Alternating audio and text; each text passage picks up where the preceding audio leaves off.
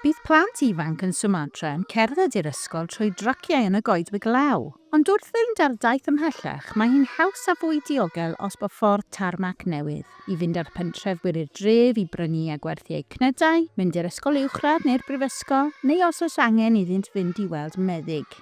Ei fod yn ddefnyddiol i'r bodau dynol, mae adeiladu'r ffyrdd mwy yn achosi datgoedwigo, ac mae'n gallu gwneud hi'n anodd i anifeiliaid y goedwig groesi o un rhan o'r goedwig i'r llall. Gall y poblogaethau orangutan cael ei gwahanu, a phan fyddant eisiau bridio, byddant yn cael trafferth croesi i'r ochr arall. Mae hyn yn ei roi mewn perygl a gallai arwain atynt yn diflannu o'r goedwig. Mae Maint Cymru yn gweithio gyda Chymdeithas Orangutan Sumatra a phartneriaid ar lawr gwlad i fynd i'r afal ar y broblem hon, drwy adeiladu pontydd rhaffau yn y canopi coed sy'n cysylltu'r goedwig ar ddwy ochr y ffordd. Mae mwyngiod bach wedi dechrau defnyddio'r pontydd rhaffau yn barod, a gobeithio y bydd primatiaid mwy fel orangwtaniaid yn nesaf i ddilyn eu hesiampl. Pob lwc i'r orangwtaniaid!